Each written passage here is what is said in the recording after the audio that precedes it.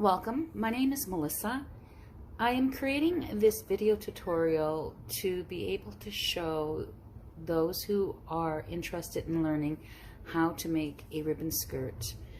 This skirt that I learned to sew does not come with a pattern. It's a skirt that I learned to sew through a friend many years ago when I first started attending powwows and ceremonies. I also was able to learn some through this basic pattern, this skirt, how to make other skirts for my daughters when they were dancing in the powwow. So again, welcome.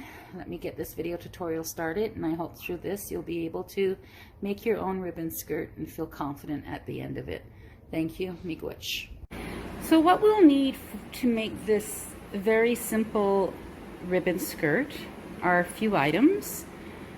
We're going to need a sewing machine. We will need 2 bobbins for our thread for our sewing machine. If you have more, that's great. They usually come in pack and they're not expensive. We're also going to need an iron to iron our material for our skirt and to iron the heat and bond I'll be using. We are going to be needing, of course, measuring tape. This to measure your waist and your length. We're going to need, of course, thread. You'll find when you go to the sewing store, the material store, there are different threads out there. There are dual duties, universal threads. There's thread for canvas, leather, serging. So stick to the thread that's universal. You'll find that the reason there are different threads out there because they're made with different materials. So I chose thread to go with the pattern, the color of the skirt and the ribbon. We will need, if I would say this is about a ½ inch elastic that goes for the waist. And I like using this particular size. The thin ones are way too thin and small, and then the big ones are way too thick. So I like using this. I find it works well. You're going to need, I'm sorry about my camera, chalk pencil. This is a dressmaker's chalk pencil. They're great to use when you're drawing, creating, you're making your pattern. This is what you'll use. This is great you'll need a ruler, because when you measure out your material to make your skirts, you're going to want to line them up, and this will connect those dots to keep you straight, your material straight when you're cutting, and to keep more precise to what you're doing. You will also need a seam ripper. They're not expensive. You can get them at the dollar store too. There's different lengths, and this is a short one I have, depending on how you want to feel the comfort of your hands when you're gripping. There's long ones as well. So this is for when you make an error sewing. You just rip that thread off. They call it the seam ripper. So sorry, I'm moving this camera everywhere. It's hard to videotape at the same time as I'm talking, I guess. You're going to need as well pins. These are dressmaker's long pins. When you look at the pins, you're going to find different pins out there as well. Depending on the material you're using, what you're making, what you're sewing, you're going to use your pins based on that. These are the long dressmaker's pins. You'll see long ones as well with a little round hard plastic top there, and that's great to use in order to see where your pins are when you go to pull them out. I've gotten these, I'm okay with it. There's also short ones as well. You'll find there's pins out there with a sharp point and a rounded point. Depends on what material you're using. For this, we're going to be using 100% cotton.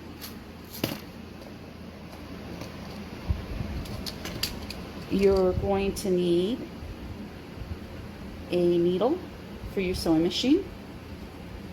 This comes in a 4-pack. It wasn't expensive, as you can see. $3.99 for 5-pack. Sorry, 5 in there. I haven't seen sewing needles sewn individually, but you'll need this. It's universal, meaning it can be used for anything. When you go to the sewing shop, you will find different sewing needles out there for your machine. There's the canvas G material, denim. There's needles for serging. There's needles for hemming. There's different kinds of needles, even for leather out there. This one is universal that I'm using. Can be used with many different things, since I'm using 100% cotton as well as ribbon. You're going to need scissors. I recommend that when you use scissors for cutting materials for making a garment, a bag, anything like that, to use scissors that are used only for cutting material.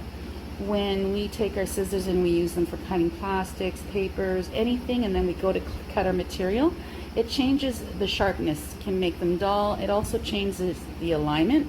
So in order to make sure that we're going to be cutting a clean cut, we're going to be using one that has never been used on anything else other than the cloth material, our material. Bond. What is Heat and Bond? This is Heat and Bond. Heat and Bond is basically an adhesive, and when the dancers are making their regalias, they will often use Heat and Bond. Heat and Bond is great for appliquing, and what will happen is when you open up a package of Heat and Bond, you'll see it in a roll and sometimes in sheets. And with the Heat and Bond, again, there's glue bubbles in the Heat and Bond on both sides, not just one side like an adhesive interfacing. This has got the glue bubbles on both sides of the sheet, and then on one side you'll see that tapers on there. And what I use this Heat and Bond for is when I'm making regalias, I'll do it for my applique. I will also put applique on my cloth moccasins that a lot of dancers use when they're on the powwow trail dancing. Applique helps it. From a distance, applique can look like beads if it's done really well. I also use this for ribbons when I'm making a ribbon shirt and ribbon skirts. What will happen is, in order to keep my ribbon, which we have here, from sliding, I use the Heat and Bond. Once I pick out the way I want my patterns to be lined up with each other, depending on what I'm looking for, the look, I will then use a strip of the Heat and Bond, and on the side that does not have the paper where the glue bubbles are, I'll lay that down on the inside of the ribbon that I'm using, and then I'll iron that. And then what I'll do is I will take off the back piece of paper, and there will be more glue bubbles on the other side, and I will glue that onto my material of my skirt where I want to place it, iron that on, and then I go over it as double security with thread, as with my sewing machine, just to help keep them in place. The other thing you'll be needing, of course, is your material. Now I chose this color and this pattern for my model, who is going to be modeling my ribbon skirt. And this is 100% cotton. It's good to work with 100% cotton. The texture is great. It's light. It also is breathable. It can be expensive depending on the pattern you're getting and how much you're getting. So this is 100% cotton. Some people will use broadcloth, which is not 100% cotton. It will be like polyester mixed with cotton. I believe that's what it is. And it's more affordable. You can find cotton can cost anywhere, $9.99 and up a yard. So here is the broadcloth material.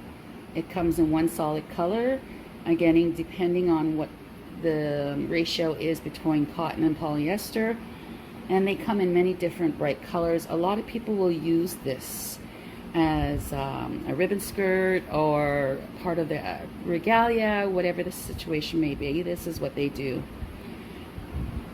So this is everything you will need for this ribbon skirt. Don't forget your ruler. Sorry, I forgot to show you a ruler.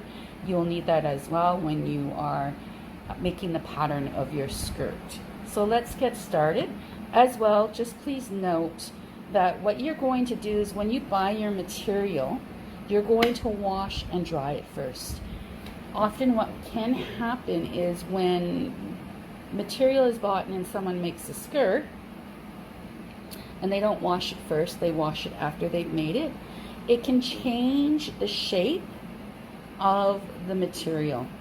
So I would recommend that you wash it first, dry it, and what I'm going to do is I'm going to then now take my measurements. I'm going to use my chalk. I'm going to cut out the pattern. I'm going to then iron it, and then I'm going to proceed to doing the ribbons and then moving on step by step from there. So thank you for joining me. I will move on to the instructions now. Thank you. So as you can see, what I have here is the material for my ribbon skirt, the 100% cotton material that I've chosen for my skirt for my model. And I have my iron, and what I'm going to do now is I am going to just take the time to iron my material before I begin to cut it. Measure, cut, and begin the process of making the ribbon shirt. The ribbon skirt. So just make sure you iron it quite well to get out all of the creases, the lines.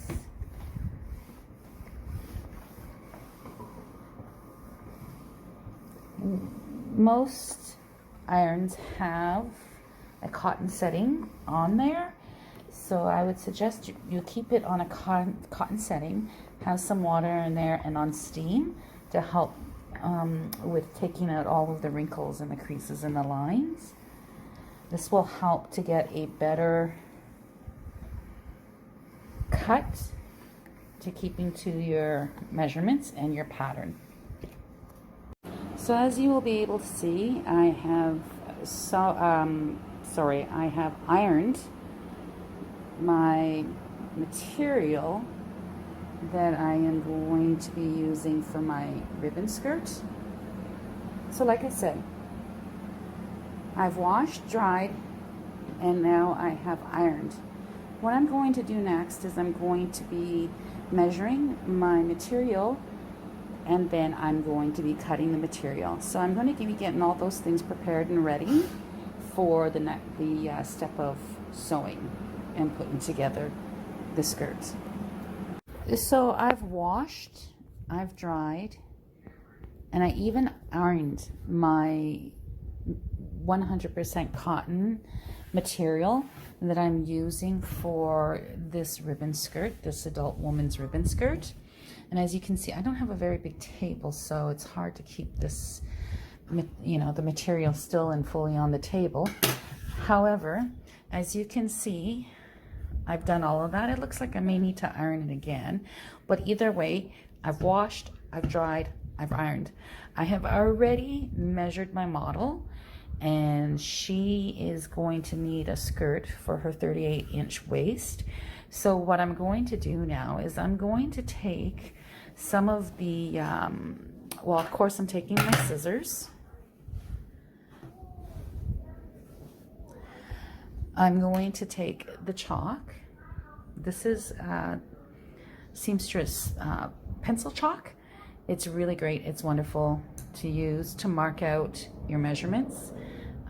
Measuring, you're going to connect the dots, so wherever your measurement lies, and then what you can do is on the other side of your material, you're going to also then measure that side so it's even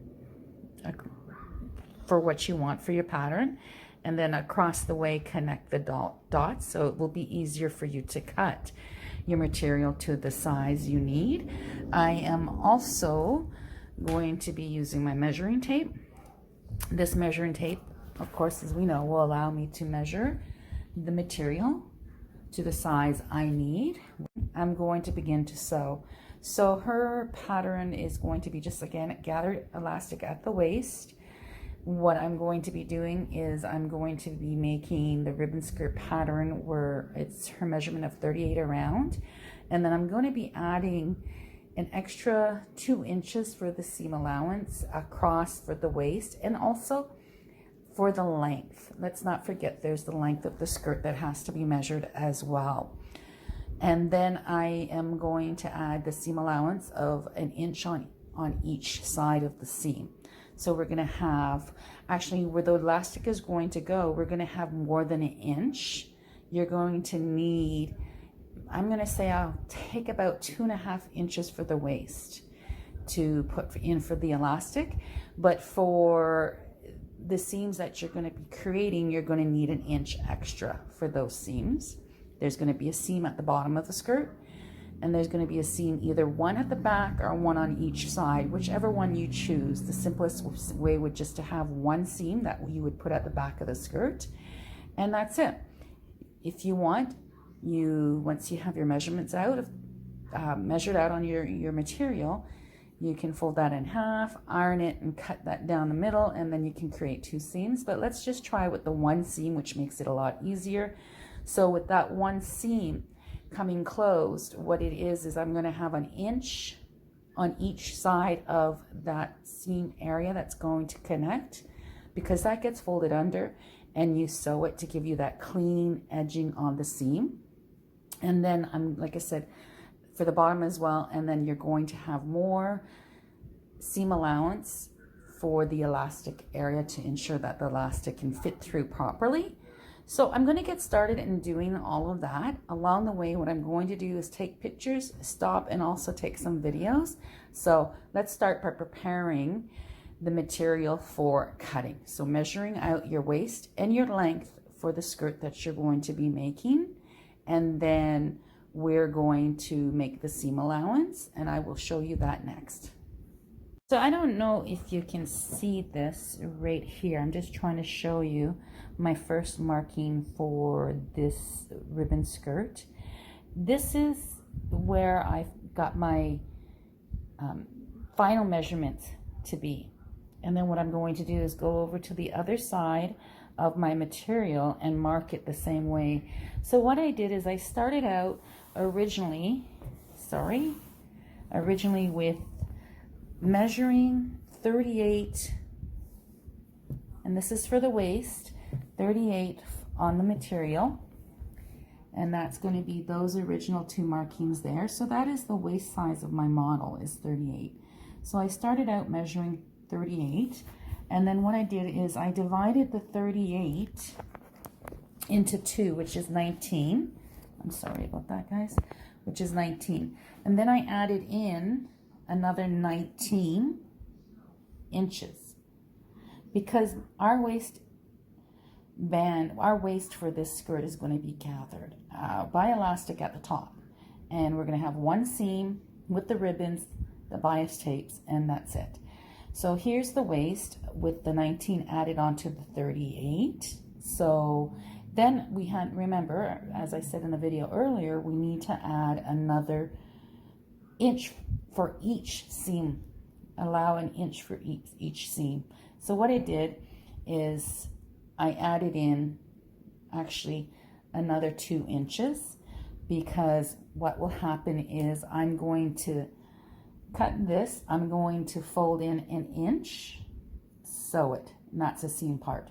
Then I'm going to come to the other end of my material,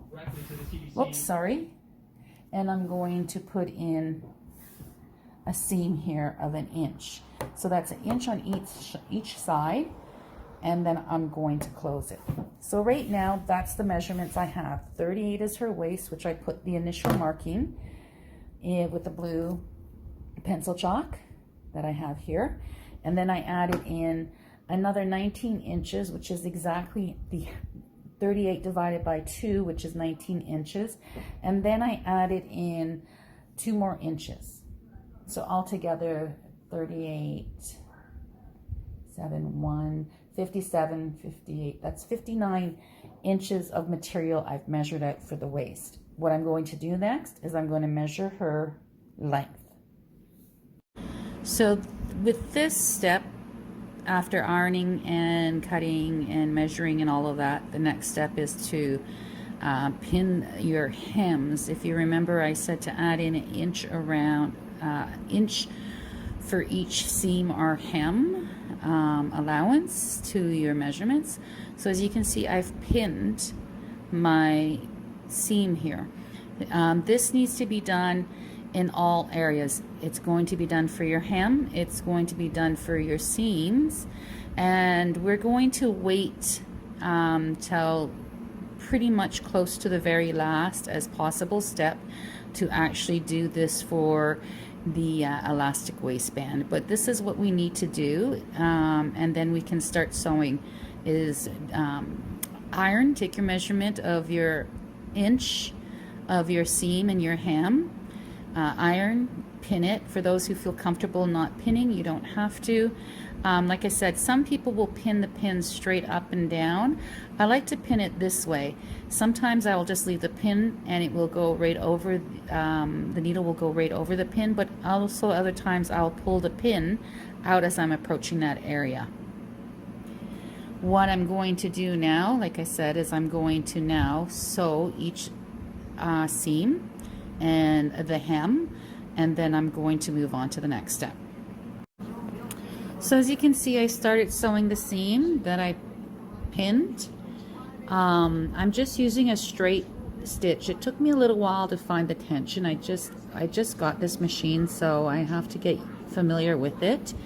It took me a while to find the right tension. I'm just using a straight stitch. I've already started it by doing the straight stitch and then reversing to make sure it's secure, and then I'm starting, and I'm just going to proceed all the way through of sewing the seam and the hem. So the next step I'm doing in this skirt, ribbon skirt making, is I'm using the Heat and Bond light. So I hope you can see it. I don't know if you can, but you can see tiny little bubbles here. This is the adhesive glue on one side, and then on the other side is just like paper. Now, when using Heat and Bond, it's like an iron-on, almost like iron-on patch, but it's iron-on.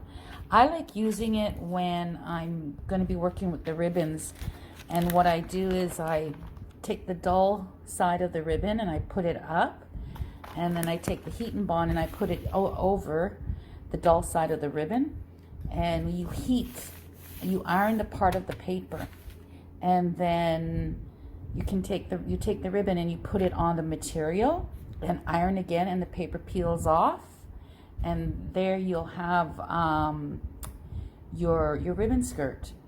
I'm cutting individual strips to put on the ribbon.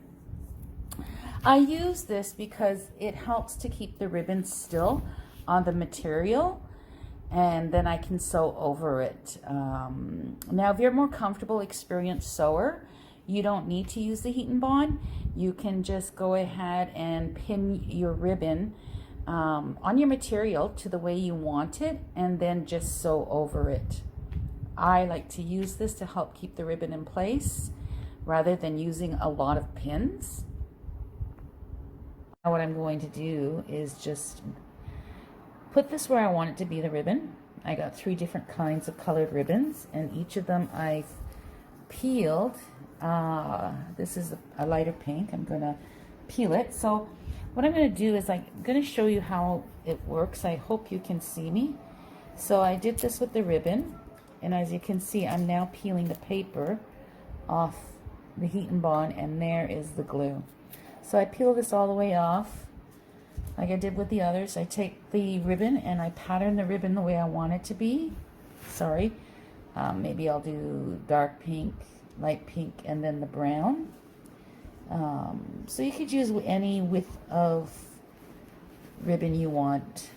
Again, if you are a confident sewer, some people will put ribbon on top of ribbon to make a pattern. Iron over it with another cloth on top of it so the glue does not get onto my iron. And then I'm going to finish seaming everything up and adding the elastic for the ribbon skirt. As you can see, I'm now aligning. I'm just going to change the angle of this camera.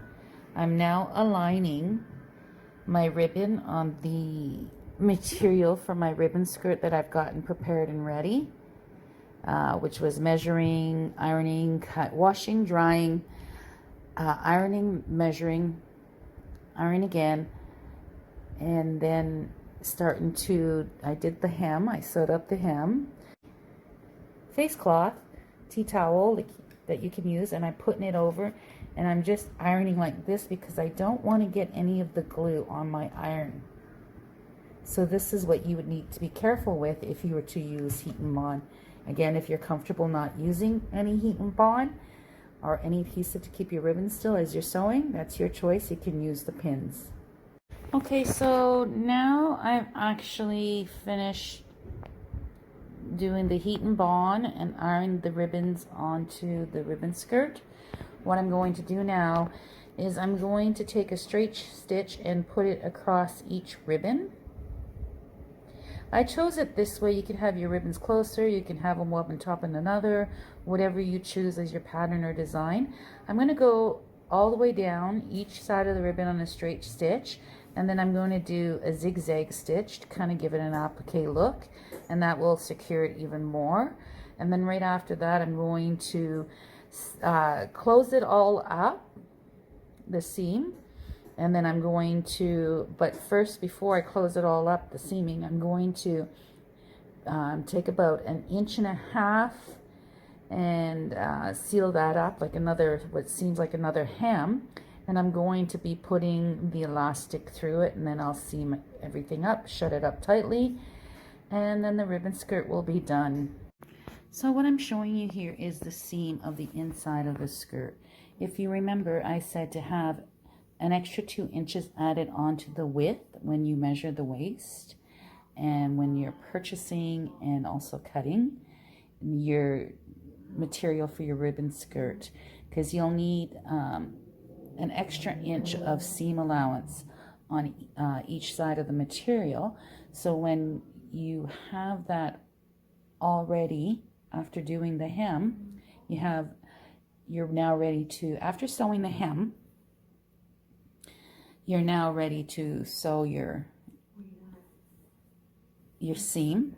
What you're going to do before you sew your seam, like I've already said, is you're going to do the Heat and Bond and put in the ribbon straight and then zigzag stitch. Then you're going to pin all of that together, including with the ribbon being in there, your seam, which is 1 inch on one side of the material and another inch on the other side. You're going to bring it together, and you're actually going to pin your seam all the way up. You will sew that all the way up to your other hem or seam that's for the elastic. I've already put the elastic in there. So you're going to sew it all the way up. You're going to fold over for your allowance here, your material for your elastic. You're gonna, if you remember, I told you to leave the sides here open. So when you sew up your seam to a certain point, up to this point, you're going to then put in with the elastic using a safety pin. You're going to feed that all the way through, all the way around. And then when you get back to the seam area, you're going to sew the elastic band closed together.